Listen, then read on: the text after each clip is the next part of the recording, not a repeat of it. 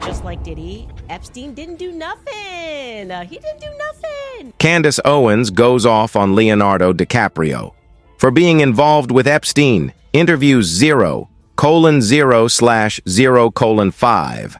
The moment the studio lights fired up, Candace Owens didn't bother masking her irritation. She looked straight into the camera and told viewers that Hollywood had once again been dragged back into the same dark, messy, and unresolved questions, all because the Epstein controversy had suddenly erupted across the internet again. And this time, one name was dominating the social media firestorm more than anyone else: Hollywood's global superstar, Leonardo DiCaprio.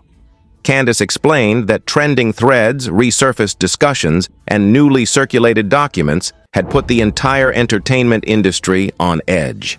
People were demanding to know why this old scandal was roaring back into the spotlight, and why DiCaprio's name was suddenly sitting at the center of the conversation. The Epstein case has been officially closed, my friends. He actually didn't even have a client list that he used for blackmail. The DOJ may be releasing the list of Jeffrey Epstein's clients. Will that really happen?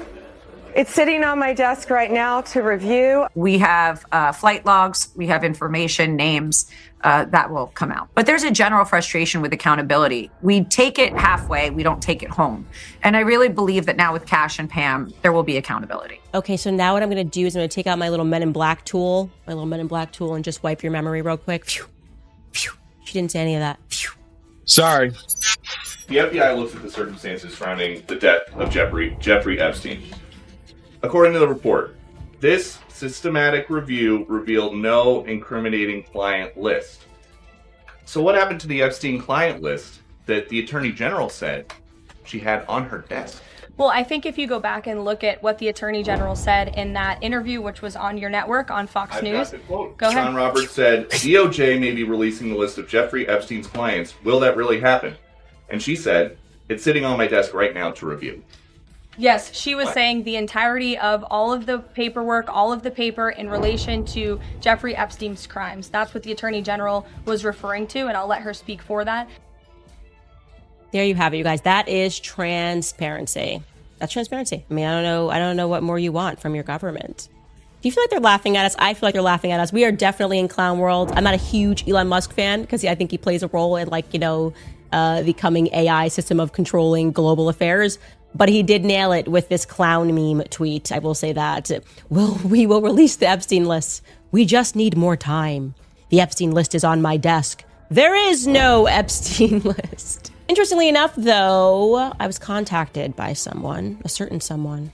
For those of you who enjoyed my Brigitte series, Xavier Poussard has been working quite diligently over the last couple of years, not just on the story of Brigitte Macron and this weird ring that happens in France, but also that investigation brought him to Jeffrey Epstein.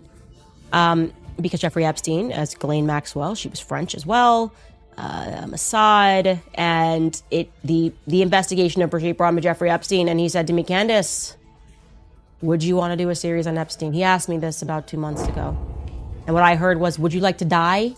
Would you like to die? Because that's kind of where, do you want to play a game sort of a thing? And maybe where our government, with all of their resources, is failing, I don't know, maybe it will be up to us. So what can I say, guys? Stay tuned. Candace Owens didn't waste a moment making her position clear. Simply being referenced in public conversations or mentioned in documents is not evidence of guilt. But she emphasized the real problem: how effortlessly elite celebrities manage to slip past intense questioning, while everyday people would be grilled nonstop. She leaned closer toward the camera and said the part that disturbed her wasn't just Leonardo DiCaprio trending across social media. It was the eerie, calculated silence from major corners of Hollywood. For years, she said, DiCaprio has been treated like an untouchable icon, a man wrapped in prestige, protected by influence, and shielded by an industry that worships him. His award-winning performances, environmental activism, and a network of powerful friends built an image that seemed bulletproof, almost beyond criticism.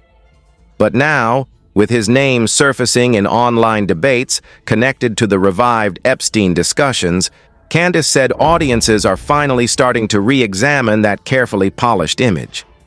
She went on to describe Hollywood as a locked-door ecosystem, a place where power, connections, and access decide how someone is perceived and who gets questioned or protected. I've got some news. Emmanuel Macron is gay.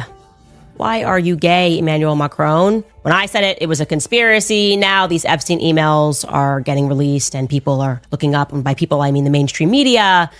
They're willing to accept that maybe I was telling the truth. He's also married to a dude because he's gay, so that makes sense. But I guess we'll wait for the next email dump before the reliably dishonest press is prepared to admit that part too. And then this text chain that is happening, they are discussing Emmanuel Macron's boyfriend. It is Epstein, and I believe in other chats he's talking with Steve Bannon, and this says, along with some other tidbits, I was shown a photo of Macron's boyfriend. Hypocrisy. There are more emails referencing the fact that Emmanuel Macron is gay. And I think the biggest clue was that he married a dude. But apparently now people are willing to accept that Emmanuel Macron is not a straight Catholic man by any stretch of an imagination. No, in fact, I know his trigger. His trigger is MK Ultra. And his trigger is anybody that discusses his wife. And there's something there. Okay. Now that we are kind of graduating into the Epstein files as a society, you can start to separate that all of these facts from fiction and recognize that the media is out there to consistently lie and to protect the elites. They have money, they have power, they do not have the truth on their side. And many of these things that you may have thought were conspiracies, things that I grew up thinking were conspiracies, are so obviously not conspiracies at all. It's getting interesting, but we can put that as another thing that I was right about. Unfortunately, I don't want to be right about these things sometimes, but when it came to Emmanuel Macron, yeah, that's been pretty obvious. Any woman looks at Brigitte and just goes, nah, nope, something not right there. Exclusive gatherings, VIP events, and high-level celebrity circles once appeared dazzling and enviable from a distance. But Candace said the Epstein revelations forever altered how the public views those spaces. Where people used to see glamour, prestige, and privilege, they now see something far more unsettling: potential danger, secrecy, and hidden risks. According to her, the scandal surrounding Jeffrey Epstein didn't just shock the world, it rewired public perception. Those luxury rooms, private islands, and exclusive guest lists no longer symbolize success. For millions watching, they now represent warning signs. She went out there and claimed there were tens of thousands of hours of tape. There are, by the way, but they are child pornography. The reason the FBI is not releasing them is because those tapes do not include underage people with third parties on Epstein Island. That is not what the tapes are. Okay, I also have sources in the federal government who are covering this stuff and have seen the documents. Okay, those tapes are just child porn. That's all. That's what they are. That's why the FBI is not releasing them. Okay, as far as the Epstein list, what I have been told by my sources is that there is no Epstein list. That basically there's a black book of Jeffrey Epstein contacts. And the vast majority of those contacts are already out there publicly. That's why you know names like Prince Andrew or Alan Dershowitz or some of the names that have been mentioned here. Those contacts, there is no evidence, according to the DOJ and the FBI, and again, that's public, there's no evidence that any of those third parties were having girls trafficked to them. And that is not evidence that was made clear, certainly, to the DOJ or the FBI. Here is Tucker then asserting that it was actually Mossad. Again, without evidence, not a shock. Of course, this is where Tucker was going. This has become the hot speculation on the internet, is without evidence. You say that Mossad was running Jeffrey Epstein. When I say without evidence, I mean without evidence. Naftali Bennett, the former Israeli prime minister, said, quote, "As a former Israeli prime minister, with the Mossad having reported directly to me, I say to you with 100% certainty, the accusation that Jeffrey Epstein somehow worked for Israel or the Mossad running a blackmail ring is categorically and totally false. This accusation is a lie being peddled by prominent online personalities such as Tucker Carlson, pretending they know things they don't." And in fact, I followed up with the former Prime Minister, Naftali Bennett, and what he told me is that Mossad has not been active in the United States against the United States since the Jonathan Pollard scandal of 1987, when a U.S. Army contractor who's actually working for the Navy revealed classified information to the Israeli government. He was prosecuted by the United States government and ended up in prison. I didn't watch for this whole almost clip. 30 This is years. hilarious. And so Israel since then has not spied on the United States with Mossad. Okay, guys. Well, there you have it. It's just, I don't know how he does it with a straight face. I'm just like, well, anyway, guys, there's millions of females, but don't even it's like, Mossad hasn't been doing nothing. I know it seems weird because BB's like always here or whatever, and we seem to be doing their bidding everywhere. But the Mossad just like said in 9 days, they were like, I'm a chill. And they haven't done a single thing here at all. I know it might look that way. Miriam Adel said she doesn't even know their name. She doesn't know who they are, actually.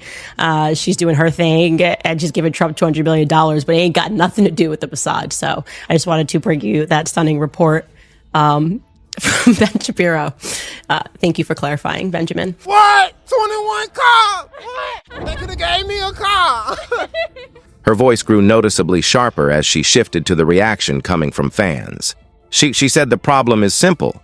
People rush to defend the celebrities they idolize without ever stopping to question why the same high-profile names keep circling back into controversial discussions. According to her, blind loyalty is dangerous. Admiration should never cancel out accountability. She went further, calling out what she described as a blatant double standard in media coverage. When lesser-known individuals get linked to sensitive or scandalous topics, the headlines come fast, loud and unforgiving. The coverage is non-stop, almost aggressive. But when a top-tier Hollywood actor gets mentioned in the same kind of context, suddenly the reporting becomes soft, vague, and extremely careful. Outlets start choosing their words like they're walking on glass. She argued that this quiet protection isn't accidental. It's part of a long-standing shield the entertainment industry builds around its biggest stars. The emails drop, and Jeffrey Epstein, who worked on behalf of the Rothschilds, according to him, wrote that in an email, the Rothschilds who credit themselves with having created which nation state? Oh, right, Israel. Israel, the same nation state that is having a bunch of women say that they were ritualistically abused in a forest by rabbis. That's happening in the Knesset right now, that nation state, saying that they were 3-4 years old when this happened. He's saying, those are my bosses, the Rothschilds. And here is a brief, but by no means an extensive coverage video that was put together by, I assume this guy must be Goy, right? Goy? Goy? TikToker Contrarian put this together. Take a listen. Israel is mentioned twice as much as Donald Trump in the new documents. Here he is discussing with Roger Schank, a Jewish-American academic and hedge fund worker, saying Jews create vast fortunes by manipulating markets and creating financial speculation and exploiting labor. He says, let the Goyim deal in the real world. In a discussion with the Rothschild family, Epstein says if they overthrew the Ukrainian government, there would be great opportunities. The Rothschild family paid Epstein $25 million for certain algorithms. While talking to Peggy Seigel, August 7th of 2010, she asks if an event is going to be 100% Jewish. He says no, they'll have Goyim in abundance. But don't worry, they're just brilliant wasps from JP Morgan. Joshua Finkelstein, BlackRock's Larry Finkelstein's son, is accused of not having any respect for non-Jews, seeing them as not human.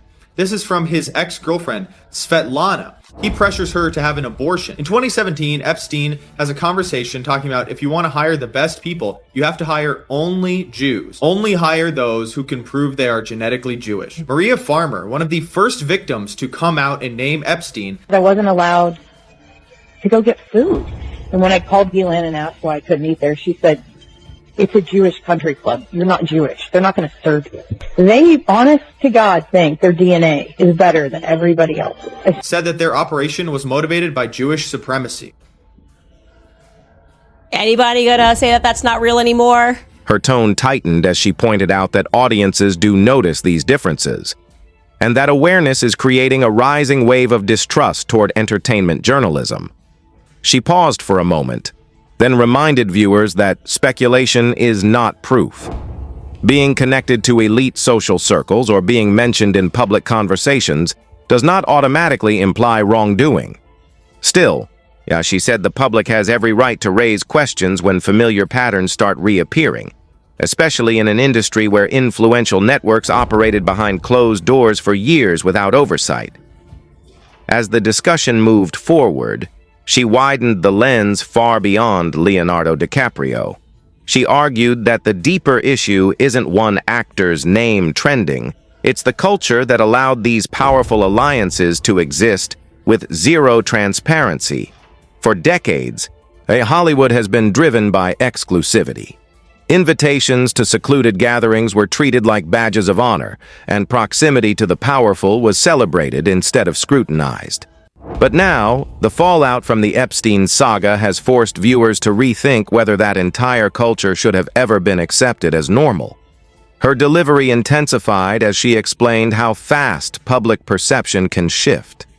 A celebrity can spend a lifetime polishing a spotless image, only to watch that image shaken overnight when old associations resurface. She made it clear that this shift doesn't automatically point to guilt, but it does expose how delicate a public persona can be once audiences start digging beneath the surface. Then she addressed the emotional storm building online. Some people say they feel blindsided and betrayed, while others feel validated, insisting they had questioned elite culture long before it became mainstream conversation. And her next point cut even deeper. Both types of online reactions, the outrage and the vindication, showed just how much faith people invest in celebrity narratives. And when that trust even shifts slightly, the public response can explode with surprising force. She also highlighted how social media has completely rewritten the rules of accountability. Years ago, a story could fade quietly if major networks decided not to push it. But today, everything is different.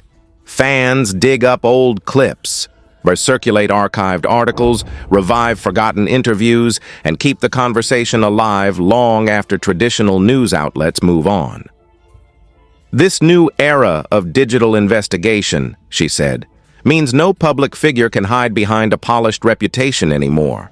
Questions will come whether they like it or not. As the segment neared its end, she zoomed out to address the cultural shift unfolding in real time. She explained that society is entering a moment where audiences expect far more honesty from influential figures than previous generations ever demanded. Fame alone is no longer enough to secure public confidence.